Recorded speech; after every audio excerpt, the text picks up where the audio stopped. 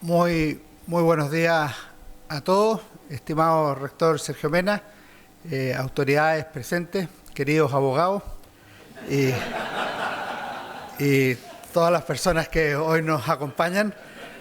Para mí es un verdadero agrado participar de esta cátedra Gabriela Mistral en esta universidad a la que le tengo especial cariño porque hace 30 años atrás fui profesor aquí de Historia de la Cultura, hice clases, me he vuelto a reencontrar con alumnos después de algún tiempo y eran los años efectivamente en que estaba cambiándome de Derecho e Historia. Tengo mamá abogado, hermano abogado, tío abuelo abogado y es una carrera que aprecio mucho, pero mi vocación era otra y de eso se trata la vida, de descubrir la vocación y canalizarla para servir a la sociedad. Lucila Godoy Alcayaga nació el 7 de abril de 1889 y murió en Nueva York el 10 de enero de 1957.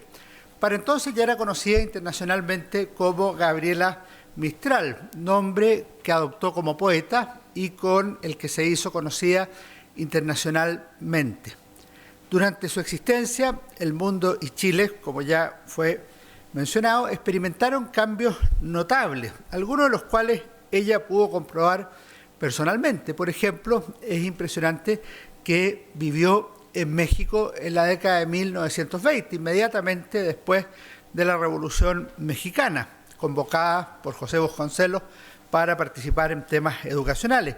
Vivió en España en la década de 1930, en el tiempos de la República y en el preludio de la Guerra Civil, y estaba en Europa en los primeros años de la Segunda Guerra Mundial. Mujer apasionada y comprometida con su tiempo histórico, reflexionó sobre el peligroso avance del nazismo y del comunismo y sufrió con la nueva experiencia bélica, preocupada también por la imagen de su patria en el mundo. Chile, por su parte, experimentó también en el tiempo de Gabriela Mistral cambios realmente importantes. Ella nació en Vicuña en 1889 durante el gobierno de José Manuel Balmaceda y cuando todavía no cumplía 2 años de vida, el país estaba sumido en una dramática guerra civil. Luego comenzó a estudiar y desarrolló su infancia en medio del parlamentarismo. Y cuando se celebraba el centenario de Chile, a la vez había una gran autocrítica social sobre lo que había sido el país en su primer siglo de vida republicana. Desde ahí en adelante, Chile experimentó otros problemas. Por ejemplo, en 1924, 1925, hubo golpes militares. Se inició un periodo muy complejo de la historia nacional con cambio constitucional incluido que se extendió hasta 1932, tras el cual se desarrolló el proceso clásico de la democracia chilena, una democracia crecedora, admirada internacionalmente, pero que ciertamente también tenía problemas importantes, asociados fundamentalmente a la pobreza, a la miseria en la que vivía gran parte de la sociedad chilena. Chile, uno de los países con mayores tasas de mortalidad infantil del mundo. Chile, un país donde la mitad de los niños menores de 15 años padecía desnutrición. Chile, un país donde los niños iban al colegio o estaban fuera del colegio sin zapatos. Es decir, la juventud y la niñez eran acompañados por una serie de males sociales. Gabriela Mistral fue sobre todo una poeta y una educadora, una mujer del mundo de la cultura. Eso le abrió puertas, la posicionó internacionalmente, le permitió publicar libros, artículos de opinión, entrevistas, le permitió ser parte de lo mejor de la literatura latinoamericana, en un momento en que los países de habla española y particularmente los de este rincón del mundo representaban una posición marginal en el firmamento internacional de las letras. Sin embargo, como consecuencia de su valor y del reconocimiento que tuvo, sabemos que logró el Premio Nobel de Literatura en 1945. Uno podría decir que esto es un reconocimiento que han obtenido otros también. Sin embargo, fue la primera mujer en lograr esto en América Latina. No solo la primera mujer, la primera persona en América Latina en tener el Premio Nobel de Literatura, que después lograrían el guatemalteco Miguel Ángel Asturias, el también chileno Pablo Neruda, el colombiano Gabriel García Márquez, el mexicano Octavio Paz y el peruano Mario Vargas Llosa. Gabriela Mistral falleció, como decíamos, en 1957, apenas un par de años antes de la Revolución Cubana y cuando soplaban en todo el hemisferio vientos revolucionarios que cambiarían para siempre también la historia nacional. Vamos a revisar aquí algunos aspectos de la vida de Gabriela Mistral asociados a la situación de Chile en esos tiempos. Gabriela Mistral nació en el corazón del Valle de Elqui y no cabe duda que una cuestión que distinguió la vida de ella fue ser una provinciana, nacida bajo uno de los cielos más transparentes del mundo. No está de más decir que es el cielo de mi padre también, que nació en el Valle de Elqui y es donde yo hice la enseñanza, el final de la enseñanza básica y la enseñanza media. El censo de 1885 determinó que Chile tenía 2.527.000 personas.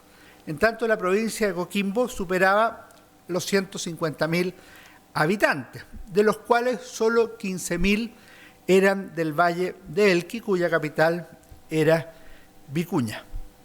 Gabriela Mistral recordaría así, en una especie de autobiografía breve, ese momento. Nací en Vicuña, Chile, en 1889. Me crié en el campo hasta los 12 años. Ha persistido en mí la ruralidad y sigo interesada en la escuela del campo y hasta en la cuestión agraria. Chile era efectivamente un país esencialmente rural. En el censo de fines del siglo XIX, el 53,7% de la población vivía en el campo y eso se extendería aproximadamente hasta 1940, cuando la migración campo-ciudad revierte esta situación. La infancia de Gabriela Mistral en el Valle del Elqui la marcó para el resto de su vida. Dijo en alguna oportunidad: a mí me hicieron en Vicuña, pero yo me hice en Montegrande y en La Unión. Son estos dos los pueblos que más quiero, conozco a su gente, ellos me hablan y yo sé cómo hablarles. En Vicuña realizó sus primeros estudios formales, aunque no tuvo una buena experiencia. Nunca tendría buena experiencia en la educación formal chilena. Tras un tiempo sin seguir en la escuela, se trasladó a La Serena, donde continuó su enseñanza y donde debería completar su formación para ser profesora normalista. Su infancia no solo estaría presente en sus recuerdos, sino que también sería parte de su poesía, registrada en los versos sobre el Valle del Elqui en el poema de Chile. Todavía va en mi rostro de hija del valle frutero, el sombreo de la higuera, la avidez del durazneo. También haría un homenaje poético a los cerros y al Creador. El Valle del Elqui tiene montañas que buscan a Dios en la noche y lo hallan en amaneciendo. Alma grande, mujer inteligente, espíritu universal, pronto desarrollaría una vida que se extendería no solo a lo largo de Chile, sino también en América Latina y en el resto del mundo. Pero nunca dejó de ser aquello que fue su vocación primera, profesora.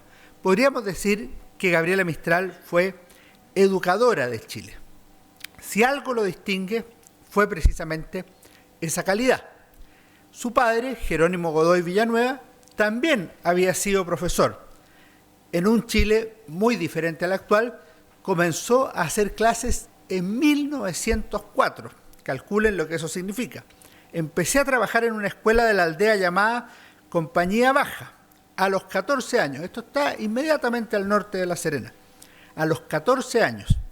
Enseñaba yo a leer a alumnos que tenían desde 5 a 10 años y a muchachos analfabetos que me sobrepasaban en edad.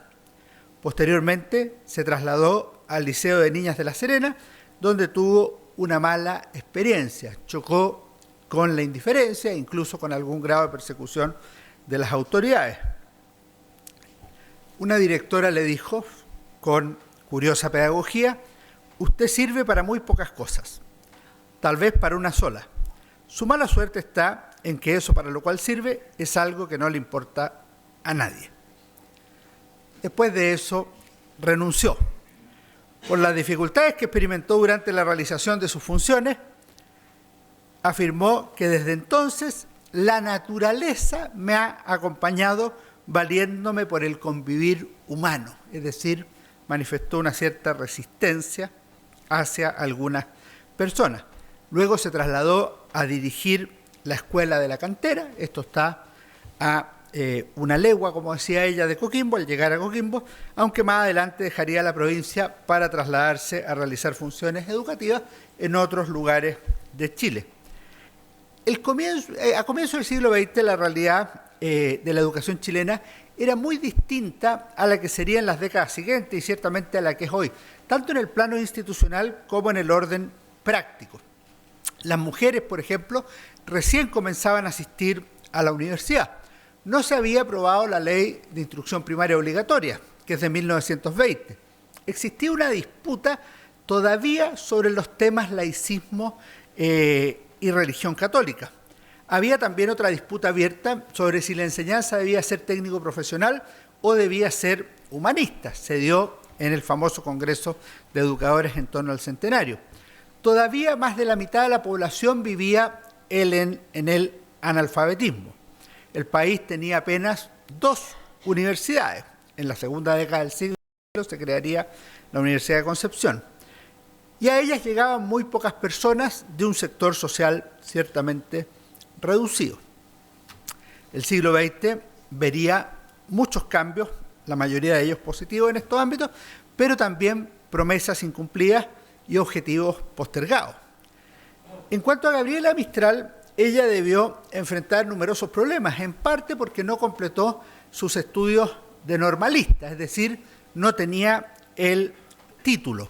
Y en diversas ocasiones recordaría las dificultades que le significó no haber hecho esa carrera completa. Todos los maestros y los profesores que manejarían la sal y el agua en los 20 años de mi magisterio chileno saben muy bien cuánto me costó vivir una carrera docente. En algunas cartas le expresó a su amigo y además su abogado, Pedro Aguirre Cerda, futuro presidente de Chile, las malas experiencias y su visión sobre la enseñanza chilena. En una de ellas explica las verdaderas causas de la salida del Liceo de La Serena, que yo he mencionado. En otra carta sostenía: he perdido mi vida haciendo clases conforme a los planes oficiales, en los que no entra para nada ni un alto idealismo ni un practicismo salvador de este pueblo pobre. Y a él le señalaba por último: quiere hacerme una vez más de guía y único protector de mi carrera, mi único amigo profesor, entre el gremio enemigo mío por excelencia. Pese a ello, siguió trabajando en diversos lugares de Chile. Uno de ellos fue Barranca, aquí en la zona de Pudahuel, en la capital. También estuvo en Temuco y en Magallanes, en Punta Arenas, en el extremo austral del país. Conviene reproducir aquí una reflexión que hace el poeta Pablo Neruda en sus memorias y que es realmente impresionante. Dice Neruda: por ese tiempo llegó a Temuco, Neruda era estudiante secundario en Temuco, en el liceo. Por ese tiempo llegó a Temuco una señora alta, con vestidos muy largos y zapatos de taco bajo. Era la nueva directora del Liceo de Niñas. Venía de nuestra ciudad austral, de las nieves de Magallanes. Se llamaba Gabriela Mistral. Yo la miraba pasar por las calles de mi pueblo con sus ropones talares y le tenía miedo. Pero cuando me llevaron a visitarla, la encontré buena moza. En su rostro tostado, en que la sangre india predominaba como en un bello cántaro araucano, sus dientes blanquísimos se mostraban en una sonrisa plena y generosa que iluminaba la habitación. Yo era demasiado joven para ser su amigo y demasiado tímido y ensimismado. La vi pocas veces, lo bastante para que cada vez saliera con algunos libros que me regalaba. Eran siempre novelas rusas, que ella consideraba como lo más extraordinario de la literatura mundial. Puedo decir que Gabriela me embarcó en esa seria y terrible visión de los novelistas rusos y que Tolstoy, Dostoyevsky, Chekhov entraron en mi más profunda predilección. En realidad eso habla más del país y de estas dos personas que muchas otras anécdotas en la historia nacional. En pocas décadas, ambos, Gabriela Mistral y Pablo Neruda, obtendrían el Premio Nobel de Literatura.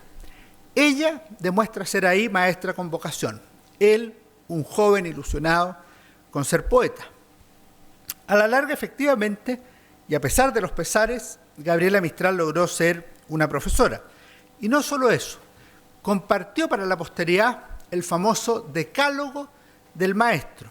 Conviene recordar los consejos para vivir mejor esta maravillosa vocación. Ama. Si no puedes amar mucho, no enseñes a niños. Simplifica. Saber es simplificar sin quitar esencia. Insiste. Repite como la naturaleza repite las especies hasta alcanzar la perfección. Enseña con intención de hermosura, porque la hermosura es madre. Maestro, sé fervoroso. Para encender lámparas basta llevar fuego en el corazón. Vivifica tu clase. Cada lección ha de ser viva como un ser. Acuérdate que tu oficio no es mercancía, sino oficio divino. Cultívate. Para dar hay que tener mucho. Antes de dictar tu lección cotidiana, mira tu corazón y ve si está puro. Y finalmente, piensa en que Dios te ha puesto a crear el mundo del mañana. Son consejos para leer, pero sobre todo para vivir, por los niños, por los jóvenes, por esa pasión llamada educación. Todo ello no hace sino confirmar la centralidad de los profesores en la formación de las nuevas generaciones, no solo en la transmisión de determinados conocimientos, sino en la tarea superior, lo decía el rector en su introducción, a que cada uno pueda descubrir su propia vocación. En otro plano, Gabriela Mistral tuvo relación con numerosos presidentes de la República. Hay dos estudios interesantes al respecto. Uno de Jaime Quesada, que son 7 presidentes de Chile en la vida de Gabriela Mistral, y otro más reciente de Matías Tagle, Gabriela Mistral y los presidentes de Chile. Y ellos muestran cómo Gabriela Mistral o se preocupaba de los presidentes o se vinculaba con ellos a través de relaciones personales o epistolares. La relación comienza con José Manuel Balmaceda, a quien obviamente no conoció. Gabriela Mistral tenía 2 años, 4 meses cuando José Manuel Balmaceda se suicidó. Y sin embargo fue una figura que le llamó la atención y sobre el cual escribió. Califica a la guerra civil como un proceso nacido de una cólera disfrazada de legalismo y sostiene que Balmaceda fue víctima, héroe y leyenda. Y siguiendo relatos que estaban presentes sobre todo en el norte del país, recordaba que el retrato de Balmaceda estaba en todas las casas y que el pueblo había entendido esa mirada de Balmaceda. También tuvo una opinión favorable sobre Arturo Alessandri Palma, el león de Tarapacá, a quien llegó a llamar el timonel de Chile. Aunque no conoció al radical Juan Antonio Ríos, pese a que son contemporáneos, tuvo una buena opinión sobre él y escribió algunas cosas favorables. Sobre otros gobernantes manifiesta posiciones ambivalentes, incluso a veces críticas duras que coexisten con otras opiniones más generosas o más diplomáticas. Es el caso, por ejemplo, de su vínculo con Gabriel González Videla, a quien conoció porque estuvieron juntos en misión diplomática en Brasil, o con Carlos Ibáñez del Campo, de quien sostiene la había perjudicado en su primera administración, pero que la recibió en Chile durante la última visita que ella hizo en 1954 y que también estuvo a cargo de los funerales que le correspondían de manera especial, porque murió en el último año del gobierno del exmilitar. Con quienes tuvo mayor relación humana, profesional, amistosa, fue con Pedro Aguirre Cerda y Eduardo Frei Montalva. Hay cartas que son particularmente emotivas entre esas dos figuras y Gabriela Mistral. También otras en que se ven temas personales, que serían los temas de trato profesional, por ejemplo, como abogados, vender una casa o llevar alguna decisión de carácter comercial o un sueldo o alguna jubilación pendiente. Es decir, temas muy cotidianos. Ambos fueron abogados y hombres de confianza de la escritora cuando ella vivía en el extranjero. Pedro Aguirre Cerda lo fue durante casi 2 décadas, en los años 20 y en los años 30, y dejó de serlo obviamente en 1938 cuando asumió la presidencia de la República en el primer gobierno de los radicales.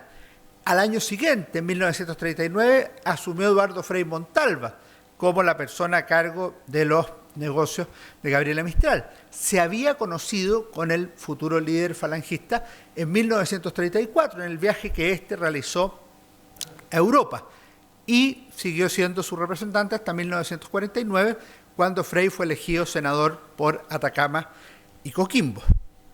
Las cartas son particularmente valiosas. Considera Pedro Aguirre Cerda un hombre de clase media, virtuoso, patriota, preocupado por temas que a ella también le preocupaban, el campo y la educación, por ejemplo, aunque recelaba de algunos amigos que rodeaban al presidente, como los comunistas y los masones.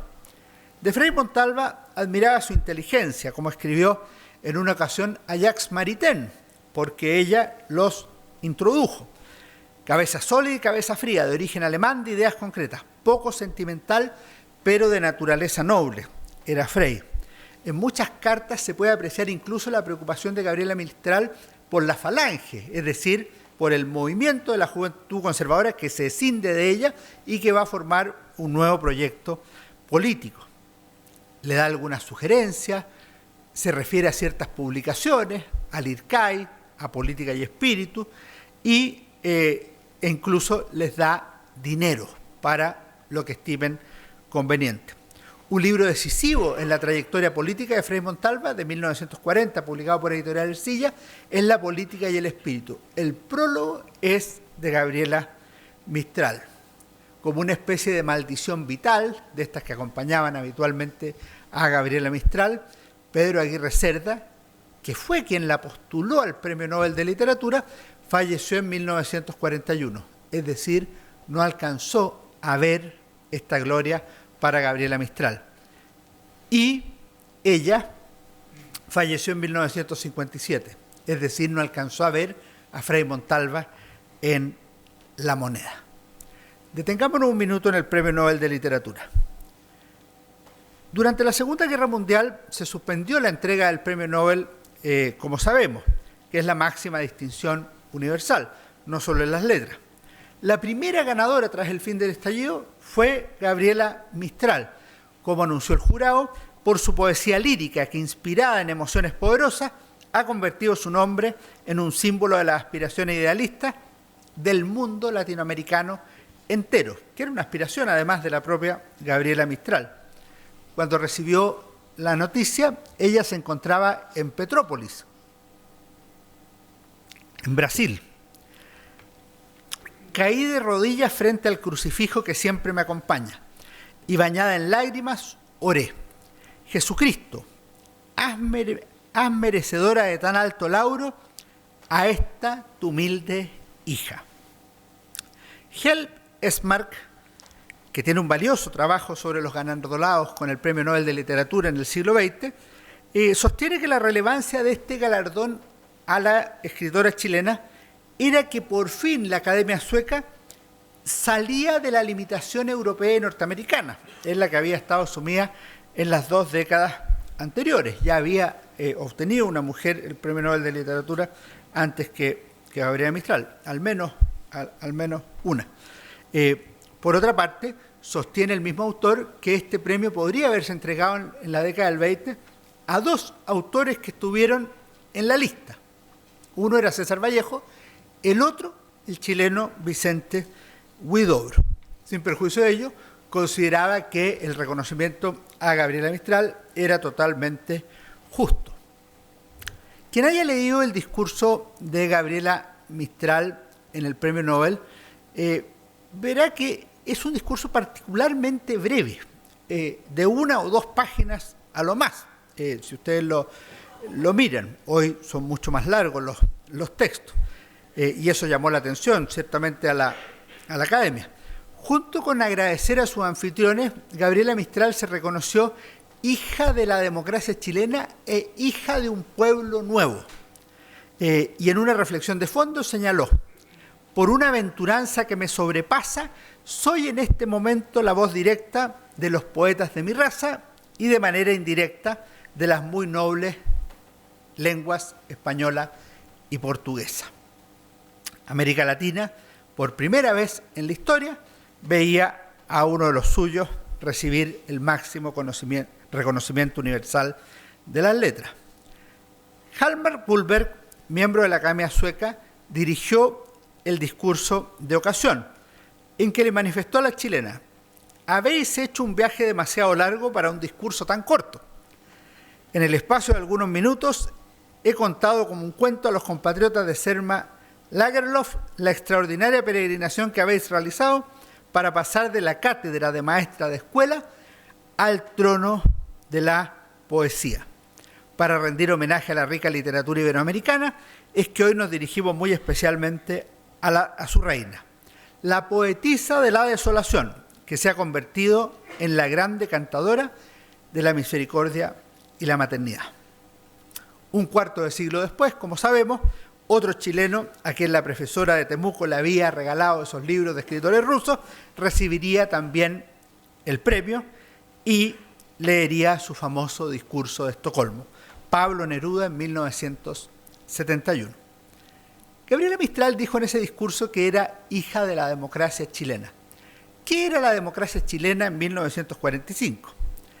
La frase no deja de ser paradójica. La hija de la democracia chilena no podría votar en las elecciones de 1946.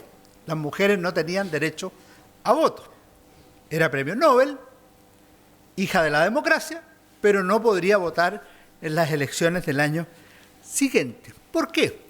Porque la democracia chilena era un concepto histórico, reconocido, de larga tradición en los siglos XIX y XX, que se manifestaba especialmente en la sucesión regular de gobiernos, no era habitual en el mundo, se manifestaba en la existencia de un sistema plural de carácter político. En términos comparativos, disfrutaba también de un sistema constitucional que no solo era pluripartidista, sino que tenía libertades políticas amplias y en que los gobiernos se elegían de acuerdo a la Constitución y las leyes en un sistema de alternancia en el poder. A la fecha, por ejemplo, en 1945, se había elegido Arturo Alessandri, Pedro Aguirre Cerda, Juan Antonio Río, y al año siguiente se elegiría Gabriel González Videla. 2 presidentes de los 3 que mencioné antes de 1945 murieron en el ejercicio de su cargo. ¿Y qué ocurrió? Asumió que le correspondía, llamó a elecciones y no pasó absolutamente nada. Es decir, era una democracia que funcionaba. Sin embargo, era una democracia que tenía otra cara de la medalla también, que vale la pena recordar. Al menos tenía 2 limitaciones grandes. La primera era que cada cierto tiempo experimentaba graves rupturas de la convivencia política, en forma de guerra civil, 1891, cuando Gabriela Mistral tenía solo 2 años, o golpes de Estado, 1924 y 1925, cuando Gabriela Mistral vivía en México. Adicionalmente, la ciudadanía era muy limitada. Era un país que superaba los 3 o 4 millones de habitantes, votaban apenas 300.000 personas en la elección de Arturo Alessandri. Y si ustedes miran las elecciones del 46, la cifra no había subido mayormente, no superaba las 400.000 personas, es decir, el cuerpo electoral apenas evolucionaba. Esto se debía fundamentalmente a que las mujeres no tenían derecho a voto. Como era una democracia crecedora, en 1948 se aprobó finalmente el derecho a voto universal de la mujer, estando viva Gabriela Mistral, ciertamente, y en 1952 ellas votaron por primera vez. Gabriela Mistral no solo era partidaria del derecho a voto de la mujer, sino que había escrito sobre esto muy tempranamente, en la década de 1920. Y tiene al menos dos reflexiones que yo considero muy notables. Una es: lo elemental es que votemos no como adláteres, sino como mujeres que anhelan aportar algo de la feminización a la democracia. Refiriéndose al libro de Frei Montalva que prologa, una de las críticas que le hace al libro, La política y el espíritu, es que no haga referencias al derecho a voto de la mujer. O sea, se ve que era un tema que tenía instalado en la cabeza. E incluso llegó a profetizar en una ocasión, estamos hablando de 1930, algún día Chile elegirá a una mujer para la presidencia de la República. 1930. A los problemas anteriores me parece que habría que añadir un tercer aspecto de la mayor relevancia: la contradicción existente, por una parte, entre el prestigio de la democracia chilena y, por otro lado, la persistencia de la pobreza, de la miseria que se extendía por el país, afectando la calidad de vida de la población y a la sociedad en diversos planos. La desnutrición, la falta de vivienda, el deterioro de la salud y otros temas son algunos de ellos y los hemos mencionado. Lo resumió muy bien la propia Gabriela Mistral haciendo el link entre democracia y miseria en 1942, en un artículo de prensa.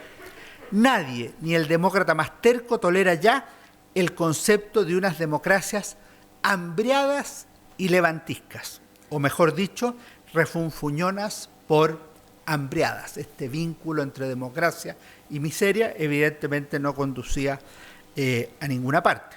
Esta es una tesis que también desarrolla Frei Montalva por esos años. Esta sería una crítica que crecería con el paso del tiempo, precisamente por mostrar una contradicción que era lamentable, pero también cada vez más inaceptable. Y en esto Gabriela Mistral era muy clara, como precisó en otra ocasión al referirse al concepto de democracia, a propósito de un congreso sobre esta idea. Los conceptos de democracia, hablaba de la democracia magullada que existía, los conceptos desprestigiados solo se reivindican revalidando su contenido con una fila de hechos claros, leales y poderosos. Ya comenzaba a vivir su última década de vida. Acercándome al final, me referiré algo a la muerte de Gabriela Mistral. El 10 de enero de 1957, la poeta falleció en Nueva York, en Estados Unidos. Si bien había pasado gran parte de su vida fuera de Chile, su intención última había sido ser sepultada en el Valle del Elqui. 3 años antes, en 1954, como habíamos dicho, visitó por última vez el país, invitada por el gobierno de Carlos Ibáñez del Campo, y fue recibida con atenciones homenajes, tanto oficiales como de la sociedad civil. Ciertamente los merecía, era la única chilena en haber ganado el Premio Nobel de Literatura y eso la convertía en una de las personas más universales de la patria. Desde su discurso en La Moneda, donde habló, Gabriela tuvo palabras especiales para el mundo rural, que era una tradición en su pensamiento. Yo agradezco en nombre de todos mis campesinos del Valle del Elqui, que es la zona de mi vida anterior, la de mi nacimiento. Yo agradezco en nombre de mi mujerío, que a veces es tan válido como el hombre para cultivar, que a este ser tan esquivado, tan desdeñado, le haya bajado un tipo de justicia directo bajo la presidencia de nuestro actual presidente. Se refería a reformas en el ámbito agrario. Durante su viaje a Chile, la prensa dedicó numerosas páginas a Gabriela Mistral. El gobierno hizo reconocimientos de ocasión y la poeta agradeció las muestras de cariño. Adicionalmente, el 10 de septiembre de 1954, la Universidad de Chile otorgó el doctorado honoris causa a Gabriela Mistral, a la prestigiosa educadora que permaneció más de un mes en el país antes de regresar a Nueva York, donde pasaría sus últimos años de vida. Como señalamos, falleció al comenzar 1957 y en Chile se declaró duelo nacional para cuando sus restos fueran trasladados al país. Es bien interesante lo que provocó su muerte. Por ejemplo, la Asamblea General de las Naciones Unidas suspendió la sesión para rendir homenaje a Gabriela Mistral. Y eso se repitió en el mundo cultural y político internacional y chileno. Finalmente se realizó su funeral en el cementerio general, pero ahí no terminaba la historia. En marzo de 1960, sus restos fueron trasladados a Monte Grande, según lo había dispuesto, para descansar bajo el cielo de Elqui. Ciertamente, quienes conozcan la historia de Gabriela Mistral saben que ella tuvo una relación de amor y odio con Chile, una pasión por la patria, un deseo de que a Chile le fuera bien, de tratar de posicionar al país en el mundo, que fuera querido y conocido. Pero también había sufrido contradicciones que las manifestaba especialmente en el ámbito privado, a través de cartas. Estimaba que no la recordaban, o que no la reconocían, o que no la trataban como correspondía. Pero no solo a ella. Decía que era un país, comparado con otros, que no trataba bien a sus escritores, por ejemplo, como sí lo hacían países que valoraban más el mundo de la cultura. Y así había 3, 4, 6 cosas en que ella creía que Chile estaba muy al debe. Algunas cartas muestran decepción, tristeza, desencanto. Por otro lado, le manifestaba a los gobernantes la voluntad de ser una embajadora para todo lo que quisieran mostrar del país, en que ella pudiera ser una contribución. Numerosos poemas muestran su pasión por la patria, un país al que conoció profundamente, en su geografía, en su historia y en su gente. Si uno lee el poema de Chile, la verdad es que está descrito el país completo de norte a sur. Y me parece que los últimos versos son ilustrativos de algunas contradicciones, del amor y del dolor de Gabriela Mistral con la patria. Y por eso creo que vale la pena leerlos para terminar esta reunión. Hierba inmensa y desvalida, solo silencio y espaldas, palpitador reino vivo, Patagonia verde y blanca. Con un viento de blasfemia y compunción cuando calla, patria que alabo con llanto, verde patria que me llama, con largo silencio de ángel y una infinita plegaria y un grito que todavía escuchan mi cuerpo y alma. Muchas gracias.